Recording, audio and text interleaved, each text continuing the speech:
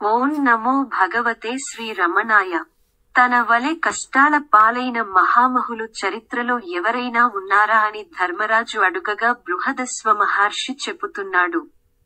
ధర్మనందన, నిజానికి నువ్వు పడే కష్టం ఎంతటిదయ్యా? తమ్ములు 4, నీ భార్య నీ దగ్గర ఉన్నారు. ఈ వనాలలోని మునులు, ఋషులు నీకు ధర్మబోధ చేస్తూ, ఓదారుస్తున్నారు. ఈ మాత్రం కూడా లేకుండా భార్యకు దూరమై ఎన్నో బాధలు పడిన నలమహారాజున్నాడు. ఆయన కూడా జూదంలోనే రాజ్యం సంపదను కోల్పోయి నానా యాతనలు పడ్డాడు. ఆ కథ విను. భారతదేశంలో ఉండే అనేక రాజ్యాలలో నిషధ దేశం ఒకటి. ఆ రాజ్యాన్ని వీరసేనుడనే రాజుకొడుకు నలుడు పాలిస్తున్నాడు. ఈ నల మహారాజు సర్వసద్గుణ సంపన్నుడు, విద్యావంతుడు. రూపంలో మన్మథుడు, సత్యవ్రతంతో విద్వాంసులను పూజించేవాడు. అయితే పాండురాజనందన, ఆయనకు కూడా నీలానే జూదమంటే మహాప్రీతి. ఆయన దగ్గర మంచి నేర్పు కూడా ఉంది. సరే, ఆ విషయానికి అలా ఉంచు. ఆ రోజులలో విదర్భ రాజ్యాన్ని పాలించే భీముడనే రాజుకి దమయంతి అనే పేరుగల కుమార్తె ఉండేది.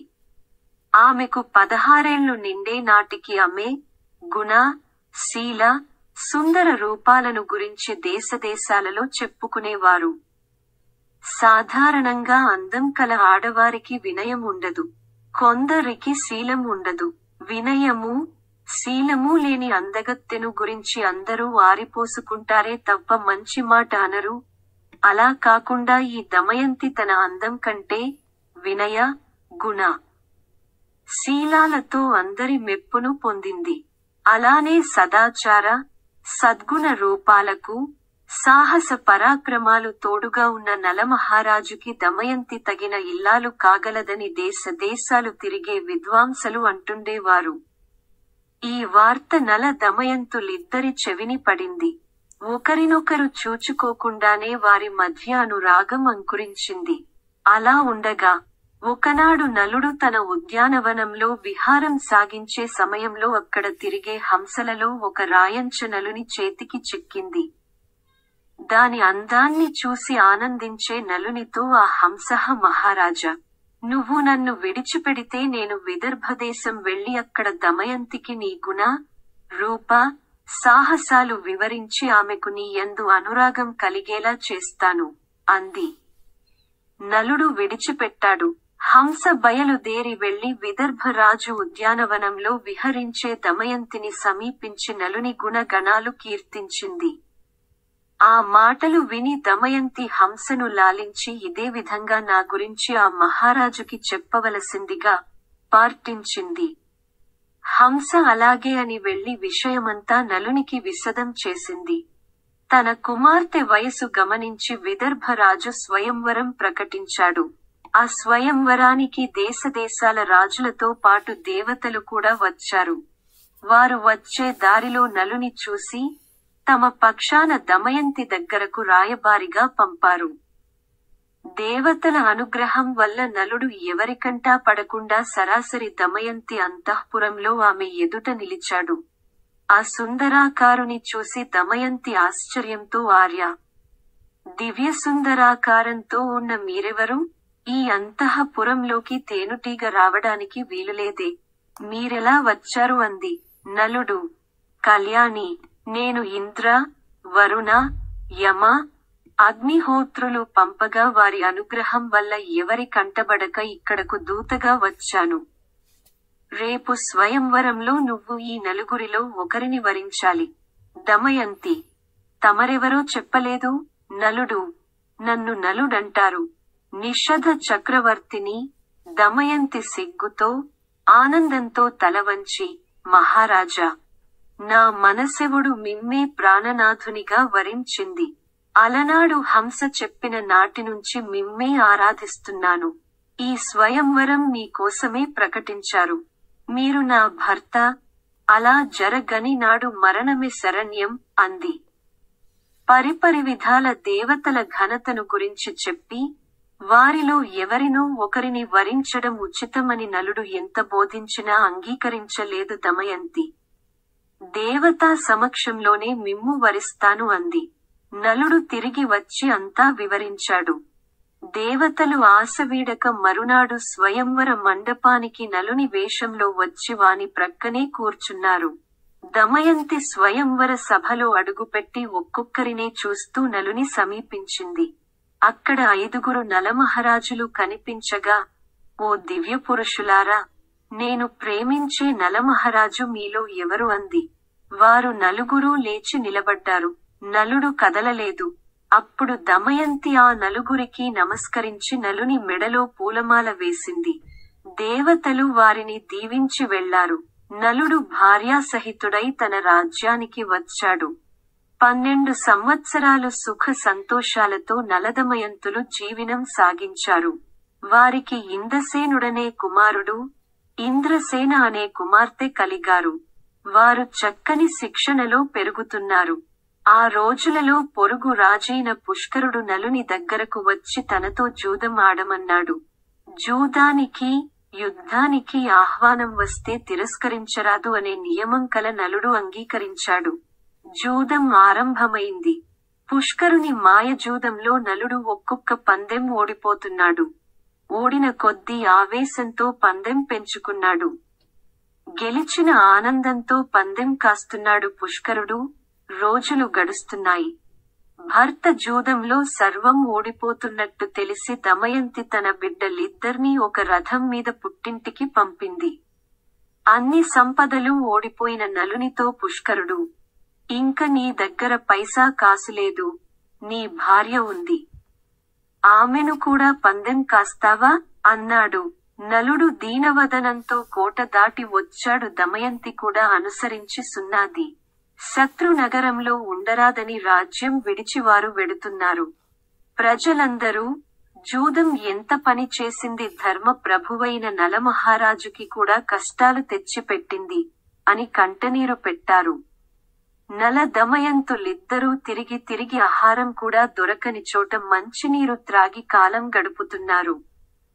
అలా ఉండగా ఒకనాడు వారి సమీపంలో కొన్ని పక్షులు కనిపించగా నలుడు వాటిని పట్టుకోవాలని ఉత్తరీయం వాటిమీద విసిరాడు. అవి ఆ బట్టతో సహా ఎగిరిపోయాయి. అప్పుడు భార్య పైట చెరు సగం చింపి తన ఉత్తరీయం చేసుకున్నాడు.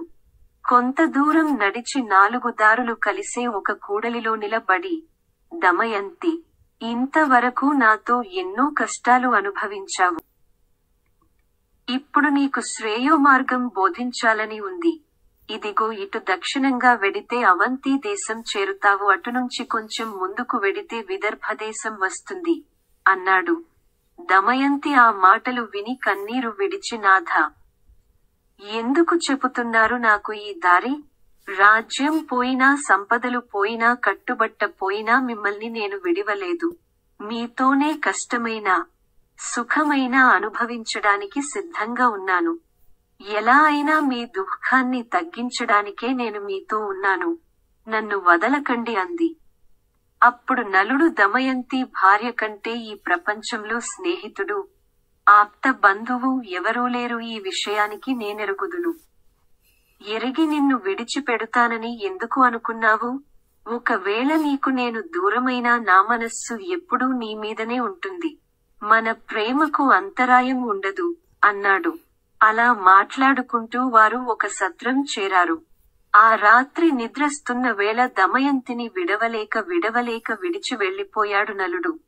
తెల్లవారుతూండగా నిద్ర లేచిన దమయంతి భర్త కోసం గోలుగోలున విలపిస్తూ సత్రం విడిచి ఊరు దాటి అడవిదారి వట్టి వెదకడం ఆరంభించింది. తిరుగుతూండగా ఓ కిరాతుడు ఆమెను చూసి మోహించి బలాత్కారం చేయబోయి, ఆ పతివ్రత వేడి చూపులకు తట్టుకోలేక నేలకూలాడు. దొరికిన పండు తిని, నీరు తాగి భర్త కోసం పిచ్చిదానిలా తిరుగుతూ చేదిదేశం చేరింది.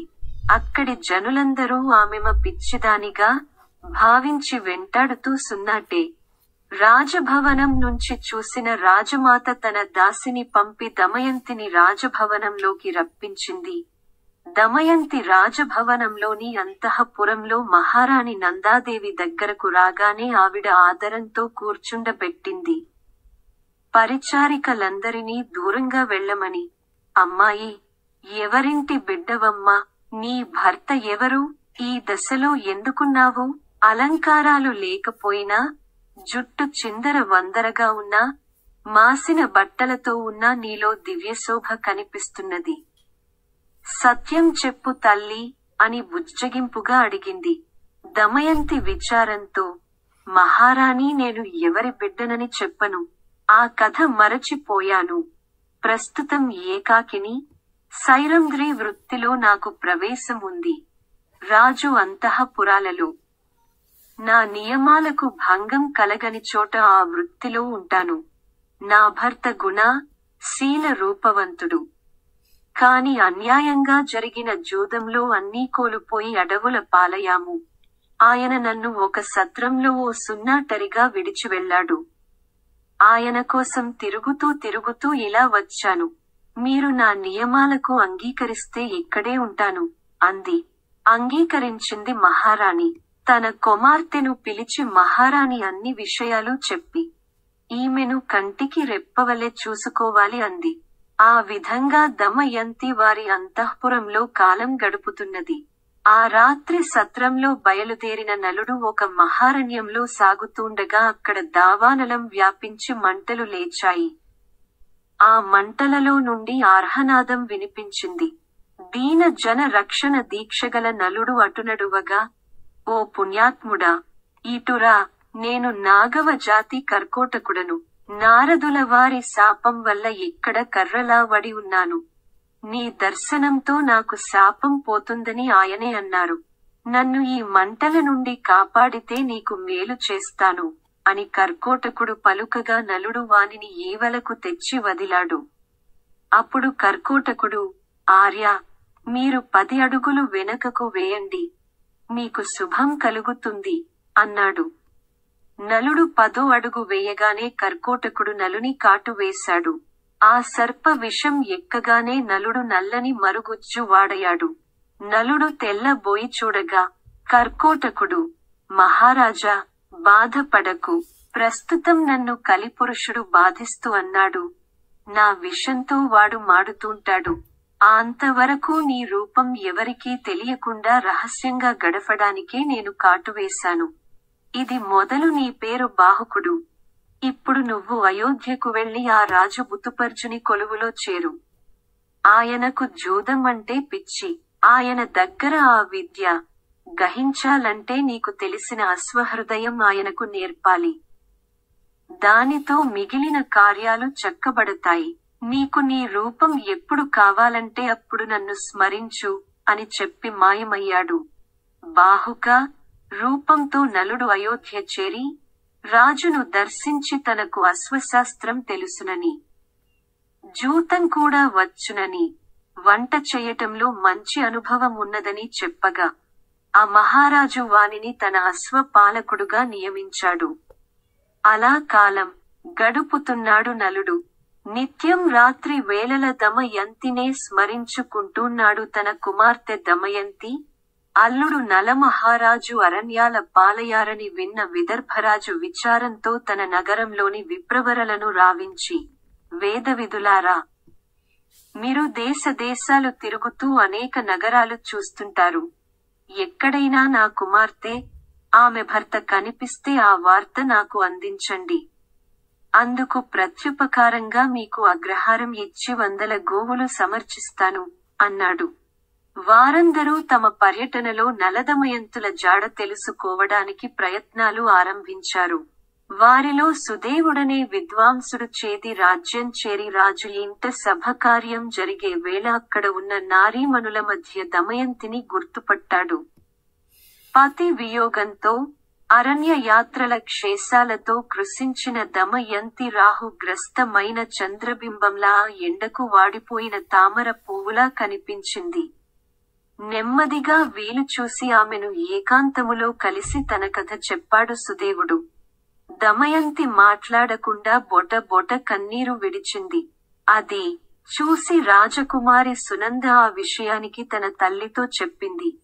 రాజమాత ఆ విప్రుని చేరి వివరాలడిగింది. ఆయన సంగతులన్నీ చెప్పి, మహారాణి, చూశారా, ఈ అమ్మాయి కనుబొమల మధ్య తిలకం వలె ఒక పుట్టుమచ్చ ఉంది. అది చూసి నేను గుర్తుపట్టాను, అనగా రాజమాత దమయంతిని దగ్గరగా తీసుకుని బిడ్డ, మీ అమ్మా నేను అక్క చెల్లెళ్ళం, నీకు ఎంతటి దురవస్థ పట్టిందమ్మా అని విచారించింది. కొంతసేపయాక దమయంతి, పిన్ని, ఇంతకాలం నేనెవరో తెలియకపోయినా ఎంతో ఆదరంగా చూశావు. ఇప్పుడు నన్ను ఈ విద్వాంసుని వెంట మా పుట్టింటికి పంపు. అక్కడ నా బిడ్డలిద్దరూ ఉన్నారు. వారిని చూసుకుని కొంత ఆశ్వాసం పొందుతాను అంది. మరునాడే దమయంతి పుట్టింటికి చేరింది. తల్లిదండ్రులు ఎంతో ఆనందించారు. కన్నబిడ్డలు తల్లిని కౌగిలించుకుని సంతోషంతో కంటనీరు పెట్టారు. దమయంతి బిడ్డలిద్దరినీ దగ్గరగా తీసుకుని ముద్దాడి, వెన్నుదువ్వి, కన్నీరు తుడిచి బుజ్జగించింది. ఆ రాత్రి గడిచింది. తెల్లవారింది. మరునాడు దమయంతి తల్లికి తన భర్తను అన్వేషించే ప్రయత్నం సాగించమంది. ఆ పనికి బయలుదేరే విద్వాంసులందరినీ రావించి దమయంతి, పుణ్య పురుషులారా, మీరు వెళ్ళిన ప్రతి రాజసభలోనూ ఈ సందేశం వినిపించి అందరినీ పరీక్షగా చూచి, ఇది వినగానే ఎవరు చలిస్తారో వానిని గురించి వివరాలు తెలుసుకురండి. జూదరి అయిన ఓ ప్రాణేశ్వర, పతి సేవకే అంకితమైన భార్యను నిద్రలో ఉండగా విడిచి ఆమె చీర చెంగు కట్టుకు వెళ్ళావు. నాటి నుంచి ఆమె అదే దశలో నిన్నే స్మరిస్తూ కృషిస్తున్నది. కనికరంతో ఆమెకు నీ దర్శన భాగ్యం అనుగ్రహించు అని దమయంతి వినిపించిన నందేశంతో వెళ్లిన వారిలో అందరూ ఏ సమాచారం లేకుండానే వచ్చారు. వారిలో సుదేవుడనే విప్రవరుడు దమయంతి దగ్గరకు వచ్చి, అమ్మా, దేశ దేశాలు తిరిగి నేను అయోధ్యలో బుతుపర్చుని ఆస్థానంలో నీ సందేశం వినిపించాను. ఆ సభలో ఎవ్వరూ జవాబివ్వలేదు. కాని సభ దాటి వచ్చాక దారిలో ఒక పురుషుడు ఆ మహారాజుగారి అశ్వపాలకుడు, ఆయన పేరు బాహుకుడని, నేను పలికిన మాటలకు జవాబిచ్చాడు అని చెప్పాడు. ఒక రథం విదర్భ నగర సరిహద్దులలో ప్రవేశిస్తున్నది. ఆ వేగానికి భూమి కంపిస్తున్నది. రాతికోట గోడలు ఊగిసలాడుతున్నాయి. అంత దూరం నుంచి అంతఃపురానికి వినబడింది రథ చక్రధ్వని. దమయంతి గుండె పులకించింది. సందేహం లేదు, అది నలుని సారథ్యమే. అంత వేగంగా మరెవరూ రథాన్ని నడపలేరు అని నిశ్చయించింది. ఆ ధ్వనికి విదర్భలోని గుర్రాలు, ఏనుగులు గజ గజలాడి ఆకాశంలోకి తలలెత్తి చూశాయి భయంగా. రథం కోటలోని మధ్య ప్రాకారానికి రాగానే ఆ వార్త విని విదర్భరాజు మర్యాదగా ఎదురువచ్చి బుతువర్ధునికి స్వాగతం పలికి అతిథి మర్యాదలు ఇచ్చాడు. నగరంలో ఎక్కడా స్వయంవర సన్నాహాలు కాని ఆ ప్రయత్నాలు కాని కనిపించక బుతువర్ణుడు తెల్లబోయాడు. ఇలా స్వయంవర వార్త తనకు ఎందుకు పంపారో తెలియలేదు. బుతుపర్జుడు ఎందుకు వచ్చాడో విదర్భరాజుకు తెలియలేదు. మిత ధర్మంగా వచ్చానన్నాడాయన. సంతోషం అన్నాడీయన. దమయంతి తన చెలికత్తెను పిలిచి కేసని, ఆ రథం మీద వచ్చిన పొట్టి చేతుల కురూపి ఉన్నాడే ఆయన ఎవరో, ఆయన కథ ఏమిటో వివరంగా తెలుసుకురా అని పంపింది. ఆమె నెమ్మదిగా రథం దగ్గరకు వెళ్లి బాహుకుని చేరి కుశల ప్రశ్నలతో సంభాషణ మొదలుపెట్టి సేకరించిన సమాచారంతో దమయంతి దగ్గరకు వచ్చి, అమ్మా, ఆ రథం మీద వచ్చిన కురూపి బుతువర్జుల వారి సారథి. మనం పంపిన బ్రాహ్మణుని సందేశం విని ఏ సమాధానం ఇచ్చాడో అవే మాటలు చెప్పి విలపించాడమ్మా అంది. దమయంతికి అర్థమైంది ఆ వ్యక్తి నలుడే అని. అయితే ఈ వికార రూపం ఏమిటో అర్థం కాక మరోసారి దూతికను పంపి వాని చర్యలన్నీ పసిగట్టి రమ్మంది. వెళ్ళిన దూతిక తిరిగి వచ్చి, అమ్మా, అంతా అద్భుతంగా ఉన్నదమ్మా. మన కోట నుంచి వారికి అన్నీ వండని పదార్థాలు పంపించారు. అక్కడ వంటశాలలో నీళ్లు లేవు, నిప్పు లేదు. బాహుకుడు ఒక్కసారి అక్కడున్న ఖాళీ కుండలలోకి చూడగానే అవి నీటితో నిండాయి. 2 గడ్డి పరకలు తీసి సూర్యునికెదురుగా ఉంచాడు. అవి మండడం ఆరంభించాయి. క్షణాలలో వంట పూర్తి అయింది. ఆ పరిసరాలలోని మన లతానికుంజాలలో వికసించిన పువ్వులు తీసి ఆయన నలిపి పారేశాడు. ఆ చేతులలో అంత నలిగినా అవి వాడిపోకుండా అవ్వుడే రేకులు విచ్చిన వాసనల్ని ఇస్తున్నాయి. అలా దూతిక చెబుతుంటే దమయంతి విశ్వాసం మరింత పెరిగి, ఆయన వండిన పదార్థాలు తీసుకురమ్మని చెప్పింది. తెచ్చిన వంటకాల రుచిని బట్టి అది నలుని చేతి వంటయే అని గ్రహించింది. తన బిడ్డలిద్దరినీ ఇచ్చి దూతికను నలుని దగ్గరకు పంపింది. వారిని చూస్తూనే దగ్గరకు తీసుకుని బాహుకుడు గోలు గోలున విలపించాడు. తన పిల్లలు కూడా ఇలా ముద్దుగా ఉండే వారని. వీరిని చూడగానే వారు గుర్తువచ్చి విచారించా నని అన్నాడు. ఈ కబురు విన్న దమయంతికి సందేహం పూర్తిగా తీరింది. తల్లి దగ్గరకు వెళ్లి, అమ్మా, ఆయనను అంతఃపురానికి రప్పించి అసలు విషయానికి తెలుసుకోవాలి అంది. ఆవిడ మహారాజుతో సంప్రదించి బాహుకుని రప్పించింది. దమయంతిని చూస్తూనే బాహుకుడు కంటనీరు పెట్టాడు. దుఃఖం పొంగిపొర్లియోది. దమయంతి కూడా అదే దశలో పడింది. కొంతసేపు ఇద్దరూ దుఃఖించారు. దమయంతి దుఃఖాన్ని దిగ్గమింగుతూ, బాహుక, ఘోరారణ్యంలో భార్యను విడిచి వెళ్లిన పురుషుని ఎక్కడైనా చూశావా? ఆమె ఏ అపరాధం చేసిందని అలా విడిచి వెళ్లాడో కనుక్కున్నావా? దేవతలను కూడా తిరస్కరించి అనురాగంతో వరించి సంతానవతిని అయిన నన్ను అలా ఒంటరిగా వదలి వెళ్లడం న్యాయమని భావించాడా ఆయన? ధర్మార్థ కామాలు మూడూ కలిసి సాగించి అనుభవిద్దామని అగ్ని సాక్షిగా వివాహం చేసుకున్న నన్ను విడవడం ధర్మమా అని అడుగుతోంటి బాహుకుని కన్నుల వెంట అశ్రుధారలు కురిశాయి. ఓ మహాసాధ్వి, ఇంకా నీ మాటల శూలాలతో నన్ను వేధించకు. మనకు కలిగిన విఘ్నాలు అన్నీ కలిపురుషుని పగవల్ల వచ్చినవి. ఇప్పటికి వాడు నన్ను విడిచాడు కనుక ఇక్కడకు రాగలిగాను. అనురాగంతో ఆనందమయ జీవితం గడిపిన నారీమణి పరపురుషుని వివాహమాడుతుందని ఊహించలేకపోయాను. మీ నాన్నగారుని ద్వితీయ స్వయంవరం వకటించడం వల్ల మా మహారాజును తీనుకు వచ్చాను అని రోదించాడు. అప్పుడు దమయంతి, నన్ను శంకించకండి. మీ జాడ కనిపెట్టడానికి నేనే ఆ సందేశం పంపాను. నగరంలో స్వయంవర సన్నాహాలు మీకు కనబడ్గాయా? మా నాన్నగారికి కూడా మీరెందుకు వచ్చారో తెలీదు. మీరు తప్ప ఇంత దూరం రథాన్ని ఒక్కరోజులో నడపగలవారు లేరని ఎరుగుదును. నా ఊహ నిజమైంది అంది. బాహుకుడు కర్కోటకుని స్మరించాడు. అంతే, బాహుకుడు నలుడుగా సుందర రూపంతో సాక్షాత్కరించాడు. నలదమయంతులు ఇద్దరూ ఒకరినొకరు గాఢంగా ఆలింగనం చేర్చుకున్నారు.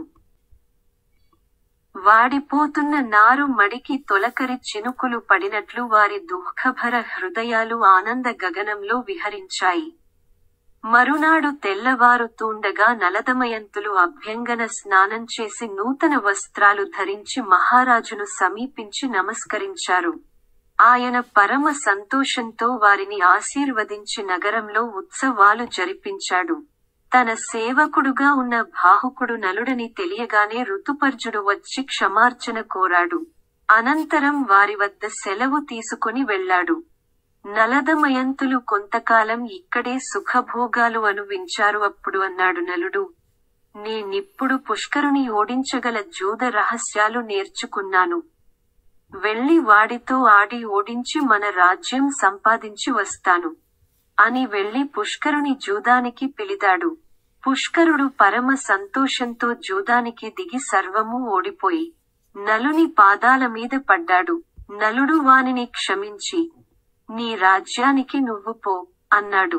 అనంతరం దమయంతిని, బిడ్డలను రప్పించి ధర్మ మార్గాన సత్య పాలనం సాగించి సర్వ ప్రజారంజకుడనే పేరు సంపాదించాడు అని మార్కండేయుడు కథ ముగిస్తూ, ధర్మనందన, విన్నావు కథ. ఆయన ఎన్ని బాధలు పడినా ధర్మ మార్గం విడవక సత్యం తప్పక నడిచినందువల్ల సుఖంగా జీవించి కీర్తి సంపాదించాడు అన్నాడు. మీ అందరికీ ఆ అరుణాచలేశ్వరుని ఆశీస్సులు ఉండాలని ప్రార్థిస్తూ, ఓం శాంతి శాంతి శాంతి. దయచేసి టైం ఉంటే ఈ ఛానల్ ని సబ్స్క్రైబ్ చేసి ప్రక్కనే ఉన్న బెల్ ఐకాన్ ని నొక్కండి. అప్పుడు నేను అప్లోడ్ చేసే వీడియోస్ మీకు వెంటనే కనిపిస్తాయి.